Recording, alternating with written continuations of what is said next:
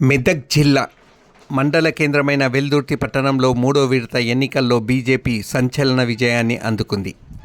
ఒక వాట్సాప్ గ్రూపులో యూత్ ప్రజలు ఎదుర్కొంటున్న ప్రధాన అంశం కోతుల బెడద ఉంది, ఎవరు ఆచరిస్తారు అన్న ఒక సమాచారం మేరకు బీజేపీ అభ్యర్థి ఆదర్శ్ తన అనుచరులతో కోతులు పట్టేవారిని పిలిపించి వెల్దుర్తి పట్టణంలో కోతులను పట్టించి ప్రజల సమస్యను తీర్చడంతో పట్టణ ప్రజలు ఆదర్శ్కు జేజేలు పలికారు. ఒక వార్డు మెంబర్ గెల్వెని బీజేపీ వెల్దుర్తి పట్టణంలో ఏకంగా సర్పంచ్ స్థానాన్ని కైవసం చేసుకుంది.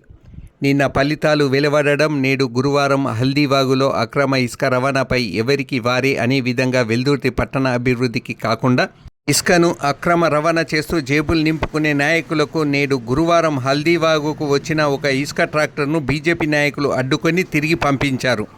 ఈ దొక్క విషయమే కాకుండా యువత మేలుకో అనే విధంగా వెల్దుర్తి పట్టణాభివృద్ధికి మొదటిసారి ఎన్నికైన ఆదర్శ్ బీజేపీ నాయకులు ఇదే స్ఫూర్తి వహిస్తూ ముందుకు వెళ్లాలని మీ యొక్క ఎస్ఎస్ టీవీ5 ఛానల్ అభినందిస్తుంది.